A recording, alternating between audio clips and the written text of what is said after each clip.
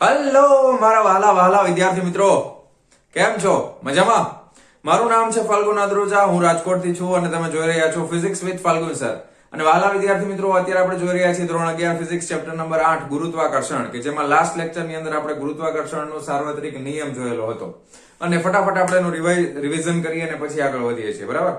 તો સૌથી પહેલા ગુરુત્વાકર્ષણનો સાર્વત્રિક નિયમ શું કહે છે કે વિશ્વમાં રહેલો દરેક પદાર્થ બીજા દરેક પદાર્થ પર આકર્ષણ બળ લગાડે છે કે જે તેમના દળના ગુણાકારના સમપ્રમાણમાં અને તેમની વચ્ચેના અંતરના વર્ગના વ્યસ્ત પ્રમાણમાં હોય છે. બરાબર છે? એને આપણે કઈ રીતે લખી શકાય? તો કે F ચલે છે દળના ગુણાકારના સમપ્રમાણમાં. દાખલા તરીકે એક પદાર્થનું દળ m1 છે, બીજાનું m2 છે, બંને વચ્ચેનું અંતર r છે, તો આ એને આપણે ગણિતની ભાષામાં લખ્યું. હવે ચલે છે ની નિશાની કાઢવી છે તો F બરાબર capital G m1 m2 upon r². આ આદેશના સ્વરૂપમાં છે. ઓકે, બળનું એકમ થશે ન્યૂટન. હવે g નું મૂલ્ય આપણે આજે જોવાના છે, જે લખવાના છે 6.67 ગુણ્યા 10⁻11. એકમ કઈ રીતે મેળવવાનો? g ને કરતા બનાવીએ તો ન્યૂટન, આ સામે મીટર સ્ક્વેર આવી જશે, ના છેદમાં કિલોગ્રામ નો સ્ક્વેર આવી જશે. વાર્તા પૂરી. બરાબર. હવે દાખલા તરીકે તમને g નું પારિમાણિક સૂત્ર પૂછે તો બનાવતા આવડે કે ન આવડે? ન્યૂટન એટલે શું થાય? બળ. F બરાબર માં દળ ગુણ્યા પ્રવેગ. દળ એટલે કિલોગ્રામ, તો kg, અને પ્રવેગ એટલે મીટર પ્રતિ સેકન્ડ નો સ્ક્વેર. ગુણાકારમાં શું આવે? તો કે મીટર સ્ક્વેર છેદમાં શું આવે? તો કે કિલોગ્રામ નો સ્ક્વેર. એક કિલોગ્રામ કેન્સલ કરી નાખો. શું આવી ગયું? તો કે m ની આ છેદમાં કિલોગ્રામ એટલે -1 l ની 3 t ની -2. ખ્યાલ આવ્યો? તો આ રીતે તમે પારિમાણિક સૂત્ર કોઈ પણ નું બનાવી શકો છો. બહુ મોટી વસ્તુ નથી, આપણે ઓલરેડી શીખી લીધું છે પારિમાણિક સૂત્ર કેમ બનાવવું. દાખલા તરીકે ન્યૂટન એટલે બળ માટે સીધે સીધું આપણે 112 યાદ રાખેલું છે, એટલે એના માટે તમારે આ રીતે પણ કરી શકો. m1 L1 t -2. બરાબર. પછી ડાયરેક્ટ ગુણાકારમાં શું છે? તો કે L2, અને અહીંયા તો કે m -2 છે. હવે આનો ઉમેરો સરવાળો કરી દો, આધાર સરખો છે, ઘાતનો સરવાળો કરો તો અહીંયા -1 ઓલરેડી m -1 થઈ જશે, L3 થઈ જશે, t -2. કોઈ પણ રીતે કરો, બરાબર. પારિમાણિક સૂત્ર આવડી જ જાય. ઓકે, તો આ રીતે તમે પારિમાણિક સૂત્ર લખી શકો છો. પછી તો કે ભાઈ આ તો થઈ ગયું. હવે આગળ તો કે ભાઈ આ તો અદિશના સ્વરૂપમાં તો સાવ સહેલું છે. સદિશમાં લોચા પડે છે, તો સદિશમાં જોઈ લી, કાંઈ વાંધો નહીં, ફટાફટ રિવિઝન કરવાનું છે આપણે. સદિશના સ્વરૂપમાં કઈ રીતે યાદ રાખવાનું? તો ખાસ ધ્યાન રાખજો કે દાખલા તરીકે આપણે બે ની મદદથી સમજીએ. ધારો કે અહીંયા આગળ દળ m1 છે, અહીંયા આગળ દળ m2 છે. હંમેશા આ બળ છે એ આકર્ષી પ્રકારનું જ હોય છે. બંને દળોને જોડતી રેખાની દિશામાં જ લાગે છે, એટલે આપણે આ પહેલા તો આ બેને જોડી દેવાના. બરાબર. આ જોડતી રેખાની દિશામાં લાગે છે. ધારો કે બે વચ્ચેનો સ્થાન સદિશ. હવે સ્થાન સદિશમાં નંબર આપવો બહુ અઘરો છે, પણ આપણે સમજીએ, હમણાં સમજાવું.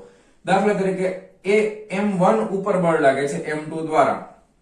હવે બળ કઈ દિશામાં લાગશે? આકર્ષણ પ્રકારનું છે એટલે આ તરફ લાગશે. તો આ તરફના બળને આપણે F1 ઉપર લાગે છે 2 દ્વારા, એટલે F1 2. દાખલા તરીકે આ બાજુ બતાવવું હોય તો 2 ઉપર લાગે છે 1 દ્વારા, તો F2 1. બરાબર. દિશા કઈ તરફ આવશે? આ તરફ. આકર્ષિત પ્રકારનું છે. હાલો, હવે આમાં 1 2 અને 2 1 માં લોચા થાય કે સર આપણે R12 રાખવું કે 2 1. હવે ઈ છે ને અલગ અલગ રેફરન્સ બુકમાં અલગ અલગ રીતે આપેલું છે. આપણી ટેક્સ્ટ બુકમાં કઈક અલગ રીતે આપેલું છે. આપણી ટેક્સ્ટ બુકમાં 11મા ધોરણમાં અને 12મા ધોરણમાં રીત બદલાઈ જાય છે. બરાબર. તો તમને એમ થાય સર આપણે શું યાદ રાખવું? ટેન્શન નહીં લેવાનું. ઓકે, ટેન્શન લેવાનું નહીં.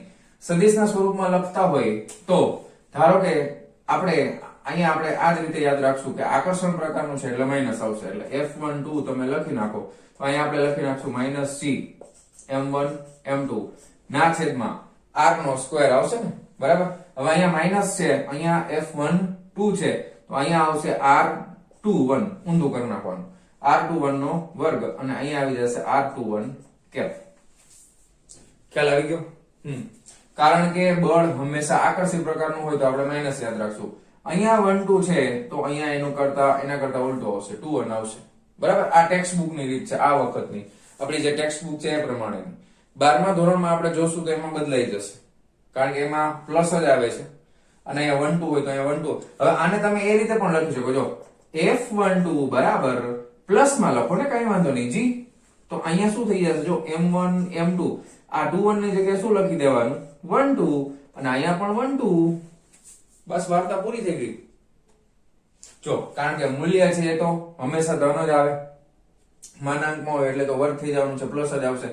હવે આપણને બે વચ્ચેનો સંબંધ ખબર છે કે R12 કેપ બરાબર -R21 કેપ થાય. બસ, વાર્તા પૂરી.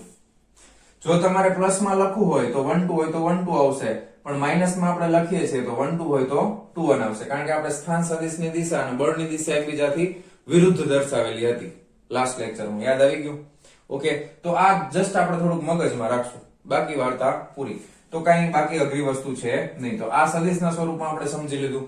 એના પછી આપણે એક બે મુદ્દાઓ જોયા હતા ખાસ, એ આપણે પાછા રિવાઇઝ કરી દઈએ. ખ્યાલ આવી ગયો ને? યાદ રહી ગયો નિયમ? જો માઇનસ લખતા હોઈએ તો 1 2 ની જગ્યાએ અહીંયા શું આવી જશે? 2 1. જો પ્લસ રાખવું હોય તો 1 2 હોય તો 1 2 જ રહેશે. ખ્યાલ આવી ગયો? માઇનસ શું કામ રાખીએ છીએ? કારણ કે બળ આકર્ષી પ્રકારનું છે, અપાકર્ષણ પ્રકારનું હોય તો પ્લસ આવી જશે. Okay, ready? જવા દો, ચાલો. હા, બીજું દાખલા તરીકે આપણે પાતળી ગોળીએ કવચ લીધી હતી અને પૃથ્વીનો ગોળો લીધો હતો. પૃથ્વીનો ગોળો ધારો કે આપણે વિચારી, પહેલા પૃથ્વીનો ગોળો લઈ લે. પૃથ્વીનો ગોળો ઘન પદાર્થ છે. હવે આખા પૃથ્વીના, હવે આ બધામાં એક વસ્તુ કોમન આપણે રાખવાની કે ગોળાની ઘનતા બરાબર અચળ. બરાબર? ગોળાની ઘનતા કેવી છે? અચળ છે. પાતળી ગોળીય કવચ હોય કે ઘન ગોળો હોય, બધામાં ઘનતા કેવી રાખવાની છે? અચળ. હવે આ પૃથ્વીનો ગોળો હોય એમાં તો ઘણું બધું દળ રહેલું છે ને, છતાંય કોઈ બહાર એક બીજું દળ હોય તો આપણે શું કરવાનું? તો કે આખી પૃથ્વીનું દળ છે એના કેન્દ્ર ઉપર કેન્દ્રિત થયેલું છે એવું ધારી લેવાનું. બરાબર? અને પછી બે વચ્ચેનું અંતર લઈ અને હબહબાટી બોલાવી દેવાની. એટલે કે પછી તો નિયમ આપણે કહે F બરાબર G(m)(m)/r². બરાબર? ધારો કે અંતર r છે તો આ રીતે લખી નાખવાનું. ધારો કે પાતળી ગોળીય કવચ છે, પાતળી ગોળીય કવચ છે આ રીતના. બરાબર? નિયમિત ઘનતા વાળી, એટલે જાડાઈ બધી બાજુ સરખી છે, ભલે મારે દોરવામાં ડબલું થાય પણ તમે સમજી ગયા ને? હવે આ પાતળી ગોળીય કવચ માટે પણ આખી ગોળીય કવચનું દળ m હોય તો એ દળને ક્યાં કલ્પવાનું છે આપણે? એના કેન્દ્ર ઉપર કેપિટલ M દળ છે એવું કલ્પી અને પાછી હબહબાટી બોલાવી દેવાની. બરાબર? રેડી? ઓકે, હવે દાખલા તરીકે ત્રીજી વસ્તુ, આ પહેલો મુદ્દો, આ બીજો મુદ્દો. ત્રીજા મુદ્દાની અંદર પાતળી ગોળીય કવચ હોય, આ કવચનું દળ ભલે કેપિટલ M હોય પણ આ કવચની અંદર કોઈ બિંદુ રહેલું હોય તો એના ઉપર કેટલું બળ લાગશે? યાદ કરો. પાતળી ગોળીય કવચ હોય, બરાબર, અથવા તો બંધ પૃષ્ઠ, તમે વિચારો, પાતળી ગોળીય કવચ નહીં પણ કોઈ પણ બંધ પૃષ્ઠ હોય ને, બંધ પૃષ્ઠ હંમેશા, તો એ બંધ પૃષ્ઠના અંદરના ભાગમાં કોઈ પણ બિંદુ અહીંયા હોય, અહીંયા ગમે એ જગ્યાએ તમે દળ રાખશો, અહીંયા રાખો, ધારો કે સેન્ટરમાં અહીંયા રાખી, તો આના ઉપર કેટલું ગુરુત્વાકર્ષણ બળ લાગે? તો કે 0 લાગે. અંદરના ભાગમાં હંમેશા કેવું હોય? 0. શું કામ? કારણ કે આની ફરતે જે દળ આવેલું છે એ બધા દળ ગુરુત્વાકર્ષણ બળની અસર એકબીજાના ભાગની નાબૂદ કરી દે. દાખલા તરીકે આના ગમે એવા બે ભાગ પાડો, આ રીતે અડધેથી બે ભાગ પાડ્યા તો ઉપરનું અને નીચેનું બે એકબીજાની અસરને નાબૂદ કરે. અહીંયાથી બે ભાગ પાડો તો જમણી બાજુનું ડાબી બાજુનું બે એકબીજાની અસરને નાબૂદ કરી દેશે. એટલે અંદરના ભાગમાં ગમે તે દળ રાખવામાં આવે તો એના ઉપર કોઈ પણ જાતનું ગુરુત્વાકર્ષણ બળ લાગશે નહીં. એના પછી એક બીજી વસ્તુ જોઈ હતી કે કોઈ પણ બિંદુ પાસે ગુરુત્વાકર્ષણ બળ ને દળ વડે ભાગાકાર કરવામાં આવે, કોઈ પણ બિંદુ પાસે ગુરુત્વાકર્ષણ બળ જે મળતું હોય એનો એકમ દળ વડે ભાગાકાર કરવામાં આવે તો મળતી ભૌતિક રાશિને ગુરુત્વાકર્ષણ ક્ષેત્રની તીવ્રતા અથવા તો ગુરુત્વ ક્ષેત્ર કહે છે. ખ્યાલ આવી ગયો? આટલી વસ્તુ આપણે લાસ્ટ લેક્ચરમાં જોઈ હતી, ખૂબ અગત્યની વસ્તુ હતી, એટલે આપણે પાછું રિવિઝનમાં બધી વસ્તુઓ વ્યવસ્થિત રીતે સમજી લીધી. ચાલો જવા દો. અને હવે આપણે જોવાના છીએ આના ઉપર આધારિત દાખલો, જે છે ઉદાહરણ નંબર 8.2. બરાબર? ચાલો શરૂ કરીએ દાખલાની સાથે. શું કહે છે? સમબાજુ ત્રિકોણ ABC ના દરેક શિરોબિંદુ પર સ્મોલ m kg જેટલું દળ ધરાવતા પદાર્થ રાખેલા છે. તો સૌથી પહેલા સમબાજુ ત્રિકોણ દોરી નાખીએ. સમબાજુ ત્રિકોણની ખાસિયત તમને ખબર હોવી જોઈએ હો ભાઈ. બરાબર? પછી આ બેઝિક ત્રિકોણ આ તમને લગભગ ખબર જ હોય. સમબાજુ ત્રિકોણ એટલે બધી બાજુઓનું માપ સરખું હોય. ધારો કે આ લંબાઈ l હોય તો I l હોય ને I l હોય. ત્રણેયના અંદરના ખૂણા કેટલા થાય? 60 ડિગ્રીના થાય. આ ખૂણો પણ 60 થાય, આ ખૂણો પણ 60 થાય, આ ખૂણો પણ 60 થાય. ઓકે, હવે ABC ના ત્રણ શિરોબિંદુઓ ઉપર, હવે આ દાખલા તરીકે ત્રિકોણ આપણને આપી દીધું છે ABC. હવે ટેક્સ્ટ બુક પ્રમાણે જ હું નામ આપું. વળી તમે કહેશો સર ટેક્સ્ટ બુકમાં A અહીંયા છે, B અહીંયા છે, C અહીંયા છે. આપણે એ જ રીતે આપીએ. આ A, આ B, આ C. બરાબર? હવે બધા ઉપર દળ છે, અહીંયા પણ એમ છે, અહીંયા પણ એમ દળ છે, અહીંયા પણ એમ દળ છે. રેડી? હા. અને ત્રિકોણના મધ્ય કેન્દ્ર જી. હવે મધ્ય કેન્દ્ર કેવી રીતે દોરવાનું ખાસ એ સમજી લો. મધ્ય કેન્દ્ર દોરવું હોય તો અહીંયાથી આપણે 30 ના ખૂણા ઉપર એક લાઈન દોરવાની આમ, પછી અહીંયાથી 30 ના ખૂણા ઉપર એક લાઈન દોરવાની આમ, અને અહીંયાથી પાછી 30 ના ખૂણા ઉપર એક લાઈન દોરવાની આમ. તો આ ત્રણે ત્રણ જ્યાં છેદે ત્યાં આગળ ત્રિકોણનું મધ્ય કેન્દ્ર આવેલું હોય જી. આ મધ્ય કેન્દ્ર કહેવાય જી. બરાબર? હવે અહીંયાથી આ ખૂણો છે એ કેટલાનો બને? તો કે આ 30 નો બને. આ ખૂણો છે એ પણ કેટલાનો બને? તો કે 30 નો બને. રેડી? મધ્ય કેન્દ્ર જી આવેલું છે. અને અહીંયા જે દળ છે એ આ 2m છે. ધારો કે હવે અહીંયા જરૂર પડશે મારે એટલે અહીંયા લખું 2m. રેડી? હવે આના ઉપર કેટલું બળ લાગે? ત્રિકોણના મધ્ય કેન્દ્ર જી પર મૂકેલા 2m દળ પર કેટલું બળ લાગશે? બીજો પ્રશ્ન, જો શિરોબિંદુ એનું દળ બમણું કરવામાં આવે તો કેટલું બળ લાગશે? AG બરાબર BG બરાબર CG બરાબર 1 મીટર લો. આ A થી G, B થી G અને C થી G બરાબર 1 મીટર આપણે લેવાનું છે. કાઈ વાંધો નથી. હવે જો આના ઉપર બળ લાગે છે એવું ગોતવાનું છે ને. આના ઉપર G બિંદુ પાસે રહેલા 2m દળ ઉપર કેટલું બળ લાગે છે? તો એક જો હંમેશા A બિંદુ વાળું દળ છે એના ઉપર આકર્ષણ બળ લગાવશે એટલે એને આ તરફ ખેંચશે. પછી એ B બિંદુનું દળ છે એને આ તરફ ખેંચશે. ખ્યાલ આવ્યો? અને C બિંદુનું દળ છે એને આ તરફ ખેંચશે, આ તરફ. ઓકે? હવે આ રીતના ખેંચે છે તો હંમેશા આપણે શું કરવું પડે? આ રીતના કોઈ પણ હોય તો યામ પદ્ધતિ લઈ લેવાની, અને યામ પદ્ધતિનું ઉગમ બિંદુ છે એ ક્યાં રાખી દેશું? આપણે ગુરુત્વ કેન્દ્ર G પાસે રાખી દેશું. તો ગુરુત્વ કેન્દ્ર G પાસે યામ પદ્ધતિનું ઉગમ બિંદુ રાખવું છે તો આ બાજુ આપણે x અક્ષ લઈ લઈએ છીએ, અને આ બાજુ આમાંથી પસાર થતી આ શું છે? તો કે આ y અક્ષ છે એવું ધારી લઈએ. બરાબર? અને અહીંયા 0 0 થશે. ખ્યાલ આવ્યો? અહીંયા શું થઈ જશે? આ 0 0 થઈ જશે. રેડી? હાલો. હવે પ્રશ્ન એ આવીને ઉભો રહેશે કે ઉપર તરફનું બળ તો કાંઈ વાંધો નથી સર, આ y અક્ષ ઉપર છે એટલે જે કેપમાં ડાયરેક્ટ આપણે લખી નાખશું. હવે આ બળ છે એ આ દિશામાં છે તો એના બે ઘટકો મળે. અને બીજી વસ્તુ, આને હું પાછળ તરફ લંબાવી દઉં છું. આને તો આ બાજુ છે એ ઋણ x અક્ષ આવે ને એટલે આ x ડેશ થઈ જાય. આને નીચે તરફ લંબાવી દેવાય તો આ ઉપર y છે તો આ y ડેશ થઈ જાય. આ બાજુનું બધું ઋણ, આ બાજુનું બધું ઋણ. આ બળ છે આ તરફ લાગે છે. તમે જુઓ આ બળ છે એ કઈ તરફ લાગે છે? આ તરફ લાગે છે. હવે તમારે ખાસ ધ્યાન આપવાનું, જો અહીંયા તમે જોશો તો એક આમ છે, આને સમક્ષિતિજ રેખા થઈ કે ના, તો એક z બને છે. જો આમ ઠીચું દેખાય છે? z દેખાય છે? દેખાય છે કે નહીં? દેખાય છે ને? z બનતો હોય આ ખૂણો કેટલાનો છે? 30 નો. તો આ ખૂણો કેટલાનો થાય? 30. બહુ માથાકૂટ કરવી નહીં, યુગ્મ કોણની જોડ બને ને. જો હવે અહીંયાથી z બને છે બરાબર? z બનો ઠીચુક ઠાક. તો આ 30 નો હોય તો આ પણ કેટલાનો થાય? 30 નો થાય ને ભાઈ? થાય કે નહીં? હવે આપણે બળના બધા ઘટકો લખી શકશું. ખ્યાલ આવ્યો? કોમન સેન્સ થી જવાબ મેળવવાનો પ્રયત્ન કરીને વિચારીને જોઈ લો કે શું જવાબ આવે છે કોમન સેન્સ થી. બરાબર? હું કહી દઈશ તો નહીં મજા આવે. કોમન સેન્સ થી વિચારવાનું, પછી છેલ્લે તો કહેવાનો જ છું. અત્યારે કોમન સેન્સ થી વિચાર લેજો શું જવાબ આવવો જોઈએ. બરાબર? હવે અલગ અલગ બળો આપણે લખવાના છે. બરાબર? એટલે એક G થી A તરફનું બળ છે તો આપણે લખીએ FGA સદિશના સ્વરૂપમાં બળ છે. તો બળ એટલે શું થાય? તો કે Gm1 m2 upon r2 પણ સદિશના સ્વરૂપમાં લખવાનું છે એટલે G. બરાબર? m1 એટલે m, બીજું એટલે તો કે 2m upon r. હવે બે વચ્ચેનું અંતર જો A થી G નું અંતર આપણને આપી દીધું છે. AG બરાબર 1 મીટર લો તો આ અંતરનો વર્ગ, અને એ દિશાનો એકમ સદિશ તો આ કયા અક્ષ ઉપર છે? y અક્ષ ઉપર છે. તો y અક્ષની દિશાનો એકમ સદિશ એટલે જે કેપ થાય.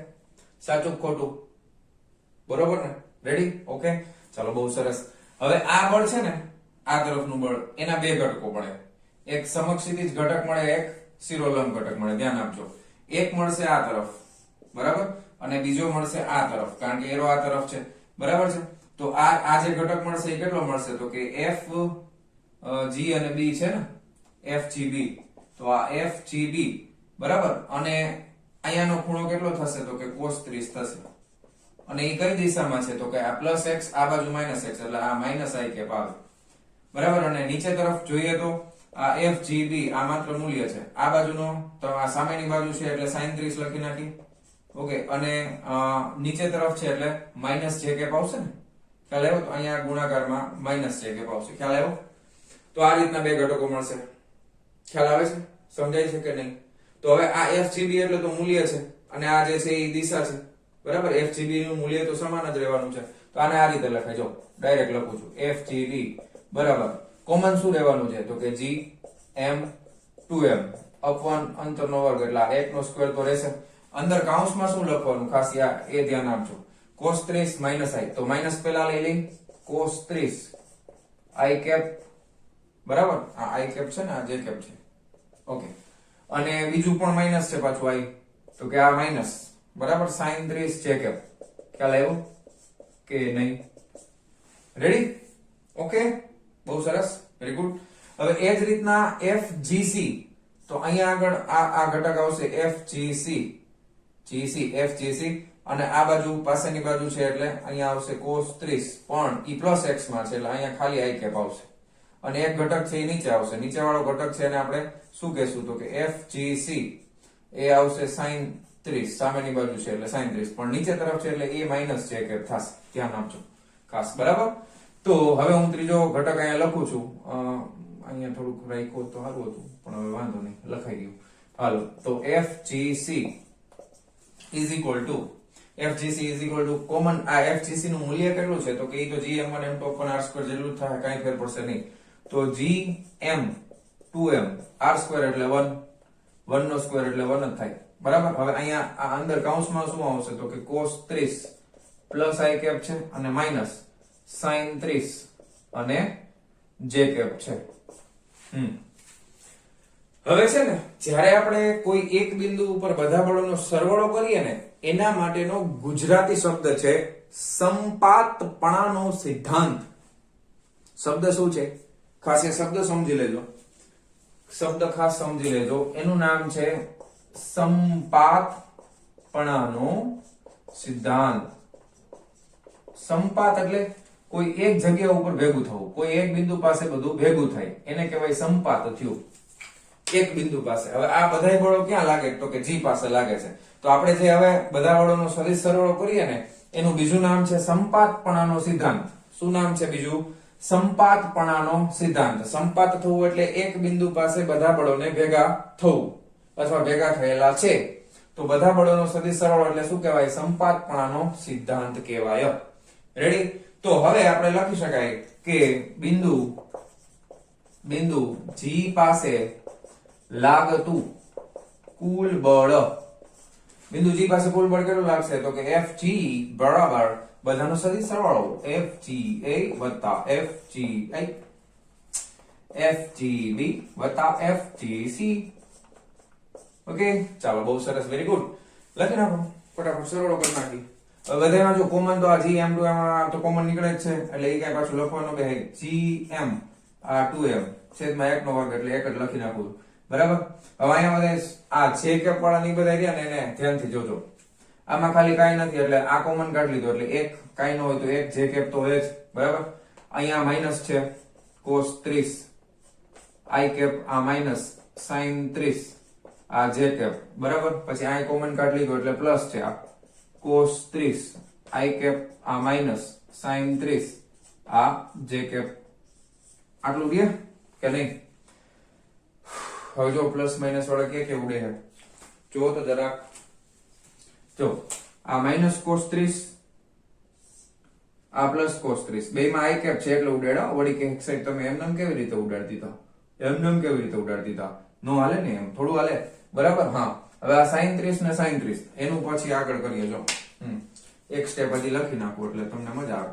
gm આ 2m છેદમાં આ 1, બરાબર. કાઈ નથી તો j કેપ તો છે માઈનસ, જો આવડી ગયા. sin 30 એટલે 1/2 એટલે j કેપ ભાંગા 2 થાય ને, 1/2. ઓકે, આ માઈનસ પાછા j કેપ ભાંગા 2, અડધું ને અડધું 1 એટલે j cap minus j cap, જવાબ આવે 0. તત સર્વમ શૂન્યમ શૂન્યમ. બળ કેટલું લાગે? 0. કેટલાને ખબર પડી ગઈ હતી કોમન સેન્સ થી? કેટલાને ખબર પડી ગઈ હતી જવાબ 0 આવશે? હવે જો ન ખબર પડી હોય તો સમજાવી દઉં કે જ્યારે કોઈ એક બિંદુ ઉપર ઘણા બધા બળ લાગતા હોય, પણ બધા બળ છે એ સમાન મૂલ્યના હોય અને બધા બળો વચ્ચેનો ખૂણો કંઈક 360 ડિગ્રીના અમુક ફિક્સ ભાગ પડે એ રીતનો હોય, તો પરિણામી બળ હંમેશા શૂન્ય આવે. પરિણામી બળ હંમેશા શૂન્ય આવે. એટલે તમે એવું કહી શકો કે સમમિતિ પરથી પરિણામી બળ કેવું થાય? શૂન્ય થાય, બરાબર. આની સમમિતિ પરથી, કારણ કે અહીંયા એમ છે, અહીંયા એમ છે, અહીંયા એમ છે, બધાય વચ્ચેનું અંતર સરખું, બધાય એક સરખું બળ લગાવે. હવે 360 ના 3 ભાગ પાડીએ એટલે 3 × 3 = 3 = 120 120 120 ડિગ્રી ઉપર લાગે છે બધાય બળો અને સમાન મૂલ્યના લાગે છે. તો પરિણામી બળ હંમેશા શૂન્ય થાય. એટલે આ દાખલો આપણે ભલે ગણ નાખ્યો, પણ એમસીક્યુ માં ફરી પાછો તમને આવો કોઈ ક્વેશ્ચન પૂછે તો ગણતરી કરવાની કોઈ જરૂર છે નહીં. કોમન સેન્સ થી સમિતિ પરથી ખબર જ પડી જવી જોઈએ કે પરિણામી બળ કેટલું થાય, તો કે શૂન્ય થશે. Ready, clear. હવે એક બીજી વસ્તુ, હજી આપણને આગળ પ્રશ્ન પૂછ્યો છે, જો શિરોબિંદુ A પરનું દળ બમણું કરવામાં આવે તો કેટલું બળ લાગે. હવે શિરોબિંદુ A પરનું દળ બમણું કરવામાં આવે તો કેટલું બળ લાગે. હવે એમાંય તમારે જવાબ ગણતરી તો આપણે કરશું, પણ કદાચ તમને ડાયરેક્ટલી એમ થાય કે ભાઈ હવે એમને મોઢે જવાબ લખો તો શું કરવાનું, તો કે એક વસ્તુ જો આ m એને તો અસર નાબૂદ થઈ ગઈ, પરિણામે 0 થઈ ગયું. હવે એને તમે દળ બમણું કરો છો એટલે ખાલી m એક જ છે એવું સમજો, આ નથી અને આ 2m છે ખાલી. તો હવે બળ કેટલું લાગે, તો કે gm1 m2 પણ r2 કરશો તો શું થઈ જશે, 2m into m. તો 2gm 2gm2 upon 1 થઈ જશે. તો 2gm2 જેટલું લાગે. કઈ દિશામાં લાગે, તો કે y અક્ષ ની દિશામાં લાગે, ઉપર તરફ, એટલે જે કે આવે સીધો જવાબ. કારણ કે બાકીના m તો નાબૂદ થઈ ગયા, વાર્તા થઈ ગઈ પૂરી. પણ આપણે ધારો કે બધાનું ફરી પાછું સમજવાનો પ્રયત્ન કરીને લખી નાખીએ કે હવે આના ઉપર લાગતું બળ, પરિણામી બળ આપણે જોઈએ છે ને, તો ફરી પાછું આની આ જ વસ્તુ કરવાની થાય. હવે એના માટે આ બધું પાછું લખવા ન બેસે, હવે સીધે સીધું કરી નખાય. બરાબર, સીધે સીધું કઈ રીતના, તો કે દાખલા તરીકે આપણે લખીએ કે હવે fg બરાબર શું થઈ જશે, fga પ્લસ fgb બરાબર પ્લસ fgc. રેડી. હવે અહીંયા આગળ દળ બમણું છે એટલે a વાળો ભાગ જે આ એક જ બદલાશે, બાકી બે તો એમનેમ રહેવાના છે. બરાબર, આ એક જ વસ્તુ બદલાશે, બાકીના બે તો એમનેમ જ રહેશે. હવે આ એક બદલાશે એટલે અહીંયા આગળ શું થઈ જશે, અહીંયા આગળ m ની જગ્યાએ 2m થઈ જશે. બરાબર, તો આ થઈ જશે 2 2 4 gm2 by 1. બરાબર, અને આ થઈ ગયું j cap. બરાબર, પ્લસ હવે આ બેનો સરવાળો તમે કરો. બરાબર, આ બેનો તમે સરવાળો કરો છો એટલે ઓલરેડી તમને ખબર છે આ -cos 30i plus cos 30i વયું ગયું. બરાબર, આ -sin 30 ને -sin 30 આ બે વધે, આ અડધું ને અડધું એટલે આખે આખું થઈ ગયું 1. બરાબર, એટલે અહીંયા આગળ આવી જશે માઈનસ. ખ્યાલ આવ્યો? શું શોર્ટકટમાં કરું છું, જગ્યા ઓછી છે, તમારે આખું કરવું હોય તો વાંધો નહીં, આ બે પાછા ઉમેર દેજો આમાં. હું શોર્ટકટમાં કહું છું, જો આ માઈનસ વાળું આ પ્લસ વાળું બે ઉડી ગયા, આ માઈનસ માઈનસ બેનો સરવાળો થશે, પણ અડધું ને અડધું 1 થઈ જાય. 1 થઈ જાય એટલે વધશે શું આપણી પાસે, તો આ 2 તો છે જ, તો 2gm2 by 1 તો છે જ, અને એ કયો કેપ છે, તો કે એ j કેપ છે. બરાબર, તો 4 માંથી 2 જાય, જો 4gm2 j cap minus 2gm2 j cap વધે શું, તો કે 2gm2 j કેપ. હવે આ આવશે પરિણામી બળ. બરાબર, રેડી? કોઈ પ્રશ્ન નથી? તો આ છે એ પહેલા ભાગનો જવાબ છે અને આ છે એ બીજા ભાગનો જવાબ છે. તો એકદમ સિમ્પલ દાખલો છે, પણ કોમન સેન્સ પણ વાપરવાની છે. તો ફટાફટ વિડિયો પોઝ કરી અને છાપી મારો. ચાલો જવા દઉં છું. ચાલો વિદ્યાર્થી મિત્રો, હવે આપણે જોવાના છે નેક્સ્ટ થિયરી, જેનું નામ છે ગુરુત્વાકર્ષી અચળાંક. હવે ન્યૂટને ગુરુત્વાકર્ષણનો નિયમ ઓલરેડી આપી દીધો હતો. એ નિયમ પ્રમાણે ગુરુત્વાકર્ષણ બળ F બરાબર capital G m1 m2 upon r2 થાય છે અને એકમ છે ન્યૂટન. પરંતુ આ જે ગુરુત્વાકર્ષણનો સાર્વત્રિક અચળાંક કેપિટલ G છે, એની કિંમત એના સમયમાં એ જીવતા હતા ત્યારે મળી નહોતી. તો g ની કિંમત છે ને એ આ નિયમ આવી ગયા પછી લગભગ 110 વર્ષ પછી મળે છે. ખ્યાલ આવ્યો? આ સમીકરણ મળી ગયું હતું, ન્યૂટને આપી દીધું, પણ એમાં પણ કેપિટલ G ની કિંમત હજી મળી નહોતી. તો કેપિટલ G ની કિંમત એના લગભગ 110 વર્ષ પછી મળે છે. અને એની કિંમત કોણ ગોતીને આપે છે? તો એની કિંમત ગોતીને આપે છે ઇંગ્લિશ ભૌતિક વિજ્ઞાની છે, એનું નામ છે હેનરી કેવેન્ડિશ. ઓકે, લગભગ 1798 ની સાલમાં પ્રયોગ દ્વારા કેપિટલ G નું મૂલ્ય આપણને આપે છે. ઇંગ્લિશ ભૌતિક વિજ્ઞાની છે. અને આપણે આ થિયરીની અંદર એમણે જે પ્રયોગ કર્યો હતો એ પ્રયોગ ધ્યાનથી સમજવાનો છે, શું પ્રયોગ કર્યો હતો અને G ની કિંમત કેટલી મળે છે એ આપણે જોવાના છીએ. બરાબર, તો ચાલો હવે જોઈએ છીએ G ની કિંમત મેળવવા માટે શું કરવું પડે. તો કે એમણે શું કર્યું હતું, ચાલો ધ્યાન આપો. એમણે શું કર્યું, એક પાતળો તાર લીધો, જેને દ્રઢ આધારની સાથે લટકાવી દીધો.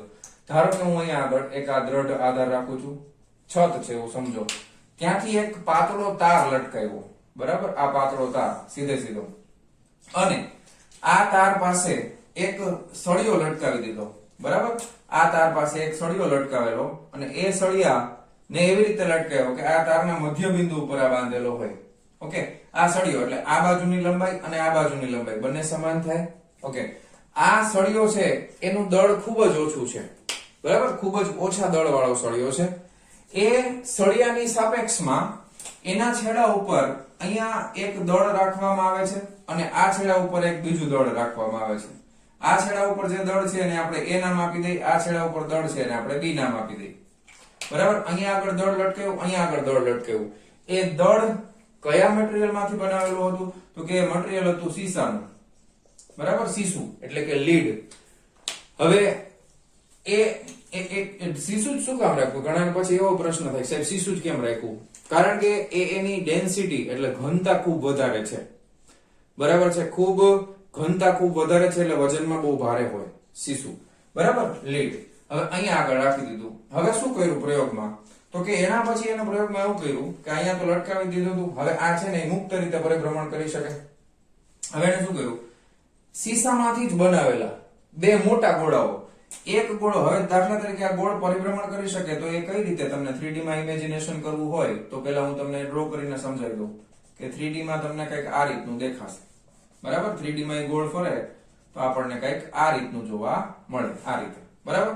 હવે આની એક તરફ, ધારો કે આની આ તરફ હું એક દ્રવ્ય વજનદાર સીસામાંથી જ બનાવેલું S1 રાખું છું, આની આ તરફ. હવે અહીંયાથી જેટલા અંતરે આ રેખું હોય ને એટલા જ અંતરે અહીંયાથી દૂર આ તરફ મારે એવડું ને એવડો ગોળો, એટલા જ વજન વાળો ગોળો મારે આ તરફ પણ મૂકવાનો, એને આપણે S2 નામ આપી દઈએ. પણ જો તમે એક વસ્તુ જુઓ, આની આ તરફ મૂક્યો ગોળો અને B ની ઓપોઝિટ તરફ, એટલે આ દળ છે એ સામસામે ઓપોઝિટ સાઈડ મૂકેલું છે. તમને એમ થાય કે સાહેબ આ અહીંયા ને અહીંયા રાખવું હોય તો હાલે ને, કાંઈ વાંધો નહીં. દાખલા તરીકે તમે અહીંયા રાખો છો તો આને આપણે S1 નામ આપી દઈએ, તો S2 છે અહીંયા ના હાલે, ઈ ક્યાં રાખવું પડે? અહીંયા.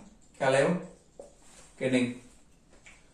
ખબર પડે છે પ્રયોગમાં? ધીમે ધીમે ફરીથી તમે દાખલા તરીકે એવું સમજો કે મારી આંગળી છે એ તાર છે, બરાબર, અને અહીંયા એક આ હલકા વજન વાળો સળિયો છે, તો અહીંયા આગળ એક દળ છે, અહીંયા આગળ બીજું દળ છે. હવે તો કે એક સીસાનો ગોળો વજન વાળો એ અહીંયા રાખ્યો અને એક અહીંયા રાખ્યો સામસામે, અહીંયા જેટલા અંતરે છે એટલા જ અંતરે આ બાજુ પણ રાખ્યો. હવે શું થાય? ગુરુત્વાકર્ષણ બળ લાગે. કોની વચ્ચે લાગે? તો કે આ ગોળા અને આ ગોળાની વચ્ચે ગુરુત્વાકર્ષણ બળ લાગે એટલે આ બે વચ્ચે આકર્ષણ થાય. હવે આ ગોળો તો પોતાની જગ્યાએથી હલતો નથી, બરાબર, એ તો ફિક્સ છે, પૃથ્વીની સપાટી ઉપર રાખેલો છે, પણ આ તાર વડે લટકાવેલો છે એટલે આ આમ ફરી શકે. ખ્યાલ આવે તમને? આ આમ ફરશે અને આ જેવો આમ ફરે તો આની આ બાજુ આકર્ષણ થાય છે એટલે આમ ફરી શકે. હજી તમને એમ થાય કે સાહેબ આ વર્તુળ ઉપર લાગતા નથી, પણ હવે હું તમને હજી એક વ્યૂ ડ્રો કરી નાખું તો તમને વધારે આઈડિયા આવશે. હવે તમે આ જ વસ્તુને ઉપરથી જોતા હોય ને, અહીંયાથી તમે જોવો ને તો કેવું દેખાય? અહીંયાથી તમે જોવો ને તો આ રીતનું એક તમને વર્તુળ જોવા મળે, બરાબર. હવે આ વર્તુળના વ્યાસાંત બિંદુ ઉપર, દાખલા તરીકે આ વર્તુળનું કેન્દ્ર છે, તો આ કેન્દ્ર અહીંયા છે એવું માનો. પછી આ સળિયો AB છે, તમે ઉપરથી જોવો છો, હા, તો અહીંયા આગળ A બિંદુ આવે, અહીંયા આગળ B બિંદુ આવે. ખ્યાલ આવ્યો?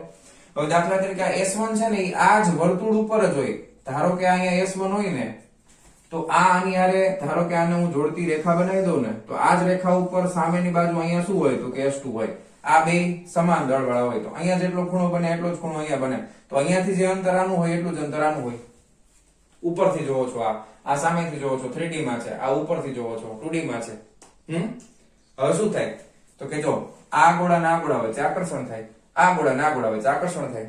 કોણ ફરી શકે છે? આ પોતાની જગ્યા બદલતું નથી, આ પણ પોતાની જગ્યા બદલતું નથી. કોણ જગ્યા બદલશે? A અને B. તો A અને B જે સળિયો છે ને એ અમુક સમય પછી આકર્ષણના કારણે પોતાની જગ્યા બદલી અને અહીંયા આવી જાય. ખ્યાલ આવ્યો?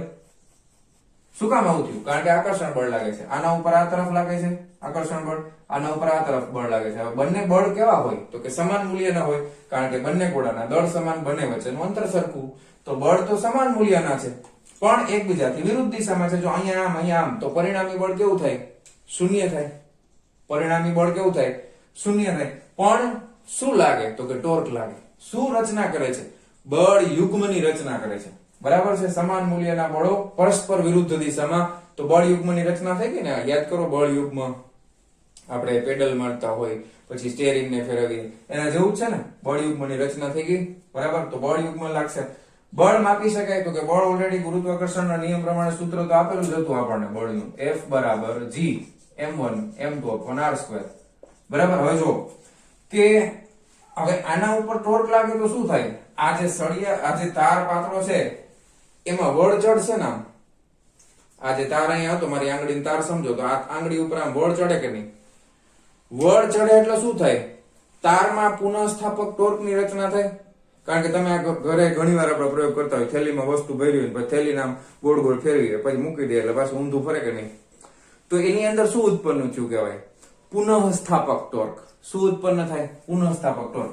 તો સળિયો જેવા આમ ફરશે એટલે તારની અંદર, આ જે તાર છે એની અંદર પુનઃસ્થાપક ટોર્ક ઉત્પન્ન થશે. એટલે અત્યારે આપણે એવું સમજી લઈએ કે ધારો કે આ તરફ ફરવાનું શરૂ કરે છે અને પછી અમુક સમય પછી એમાં પુનઃસ્થાપક ટોર્ક ઉત્પન્ન થાય છે. હવે ધ્યાનથી જોજો. ધારો કે આ સળિયાની જે લંબાઈ છે એ સળિયાની લંબાઈ L છે. તો હવે બે પ્રકારના ટોર્ક ઉત્પન્ન થાય છે. એક તો બળ યુગ્મ એટલે ટોર્ક જ થાય. એ કોના લીધે ઉત્પન્ન થયું? તો કે ગુરુત્વાકર્ષણ બળના લીધે. બીજું તો કે તારમાં પણ એક પુનઃસ્થાપક ટોર્ક ઉત્પન્ન થયું. તમને શું લાગે છે આમ સળિયો આમ ફરીને આમ અડી જાય એવું એવી રીતે રાખ્યું હોય તો કે ના, આની વચ્ચે થોડુંક અમુક ફિક્સ અંતર હોય. બીજું, ગુરુત્વાકર્ષણ બળ સૌથી નિર્બળ છે. આમ જોવા જાવ તો સૌથી વધારે નિર્બળ ગુરુત્વાકર્ષણ બળ છે. એટલે એટલું બધું કોઈ દી ન લાગે કે આવો ગોળો રાખો ફટ દેનો નડી જાય. આ પ્રયોગ કરવામાં લગભગ 10 થી 12 કલાકનો ટાઈમ લાગે. બરાબર, એટલો બધો સમય લાગે. પછી ધીમે ધીમે બળ ચડે અને પછી અમુક કલાક પછી રાહ જોવો ને પછી એ બંધ થઈ જાય. પછી આપણને ખબર પડે કે હવે થઈ ગયું, ગુરુત્વાકર્ષણ બળ આવ્યું. ત્યાં સુધી ખબર, આમ તમને એમ થાય કે આમ રાખી દો તરત આમ ફટ દઈને આવે, એવું ન થાય. 5-6 કલાકનો 10 કલાકનો ટાઈમ લાગે. પછી એ અહીંયા નજીક આવશે. બરાબર, ઘણી બધી વાર લાગે. બરાબર, હવે અહીંયા આગળ ઊભું રહી ગયું. હવે એ અહીંયા આવીને ઊભું રહી જશે. તો એક વસ્તુ તમે નોટિસ કરો કે આ બે બિંદુઓ વચ્ચેનું અંતર આ ડી અને અહીંયા પણ બે બિંદુઓ વચ્ચેનું અંતર કેટલું હશે? એ પણ ડી જેટલું છે ને, કારણ કે તો ટોર્ક સમાન લાગે છે. અહીંયાથી જેટલા અંતર હતો એટલા જ અંતરે આ હતો. તો આ બે વચ્ચેનું અંતર તમે માપી શકો કે નહીં? તો કે હા, ડી માપી શકાય. બહુ સરસ, વેરી ગુડ. હવે આ મોટા ગોળાનું દળ છે એ ધારો કે કેપિટલ M છે, નાના ગોળાનું દળ છે એ સ્મોલ m છે. તો તમને દળે ખબર છે, બે વચ્ચેનું અંતરે ખબર છે. તો ખાલી g ની ખબર નથી. m1 ખબર છે એટલે કેપિટલ M છે, આ સ્મોલ m છે, બે વચ્ચેનું અંતર ખબર છે. બસ પૂરું, આટલું ખબર છે. વેરી ગુડ, સરસ. હવે તો કે આ સળિયાની લંબાઈ પણ ખબર છે ને. ટોર્કનું સમીકરણ યાદ કરો. Torque tau is equal to આપણે સદિશના સ્વરૂપમાં લખતા હતા r ક્રોસ f. શું લખતા હતા? r cross f. પછી આપણે લખતા હતા rf sin θ. શું લખતા હતા? rf sin θ. પછી આપણે લખતા હતા કે f r પરપેન્ડિક્યુલર. બરાબર, તો r છે પરપેન્ડિક્યુલર એટલે શું થાય? તમે જુઓ કે અહીંયા આગળ બળ છે આ દિશામાં, અહીંયા આગળ બળ છે આ દિશામાં.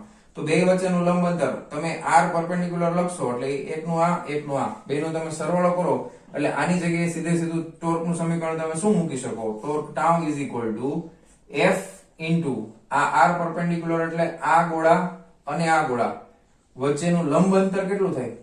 તો કે બે વચ્ચેની લંબાઈ કેટલી છે? L. તો આ આપણને ટોર્ક મળે. સમજાઈ ગયું? હવે ટોર્કની દિશા આપણે જોતી હોય, ધારો કે ટોર્કની દિશા જોઈએ છે તો આમ ફેરવો તો એ અહીંયા આગળ તમે 3D માં ઇમેજિનેશન કરો તો આમ ફરશે તો એ ઉપર તરફ આવશે, આમ ફરશે તો નીચે તરફ આવશે. તો આપણે અત્યારે દિશા કઈ લેવા દેવા નથી, ઉપર હોય કે નીચે હોય, અત્યારે દિશા લેવા દેવા નથી. આપણે તો મૂલ્ય જોઈએ છે કેપિટલ G નું, એટલે એ G ના મૂલ્યમાં એ તો અચળાંક છે એટલે અદિશ રાશિ છે એવું સમજો. તો દિશાની જરૂર નથી. ટોર્કનું મૂલ્ય મળી જાય કે નહીં? હા કે નહીં? હવે જ્યારે આ પુનઃસ્થાપક હવે આ ઊભું ક્યારે રહે?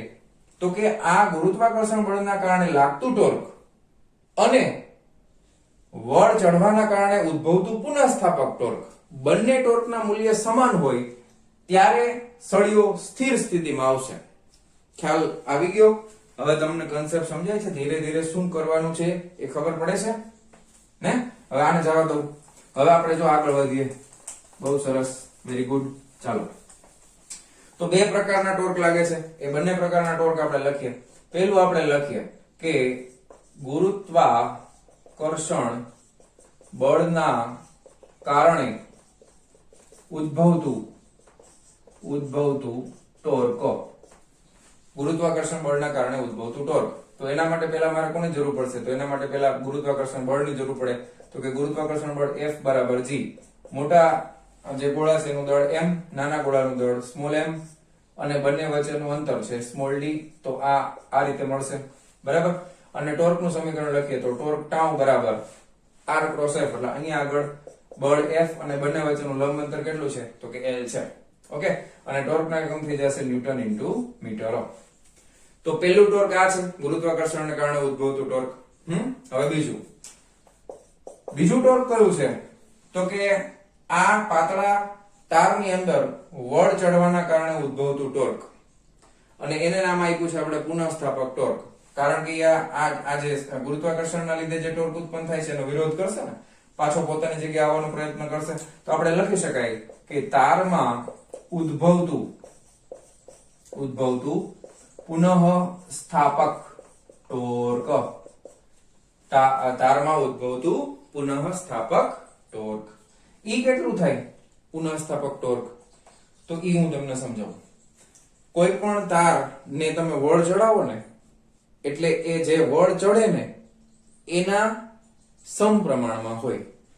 એ પુનઃસ્થાપક ટોર્ક કોના સમપ્રમાણમાં હોય કે તાર હોય એક તાર, એમાં તમે જેટલો વળ ચડાવો, ઈ વળ જે ચડ્યો, વળ ચડવો એટલે ઈ ખૂણો બને ને કઈક આમ સીધે સીધું હતું, પછી આમ તમે ફેરવી નાખ્યું તો કઈક ખૂણા જેટલો કઈક વળ ચડ્યો ને તો એ ખૂણો થીટા હોય. તો એના માટે એવું છે કે પુનઃસ્થાપક ટોર્ક છે ને ઈ એ જે કઈ પણ વળ ચડાવો છો એના સમપ્રમાણમાં હોય.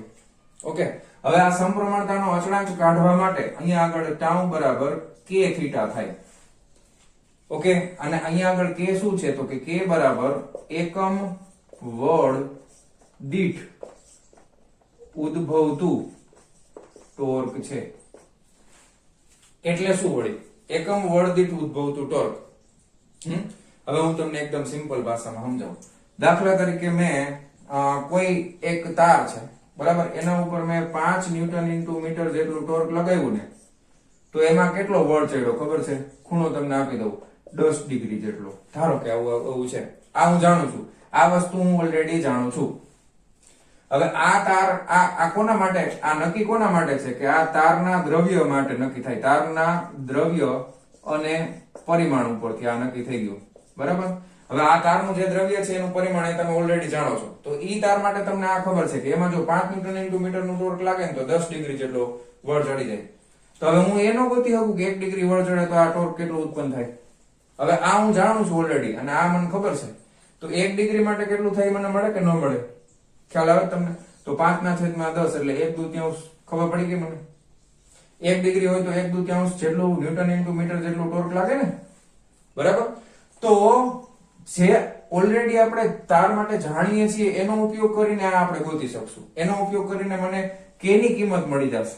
એનો ઉપયોગ કરીને મને k ની કિંમત મળી જશે.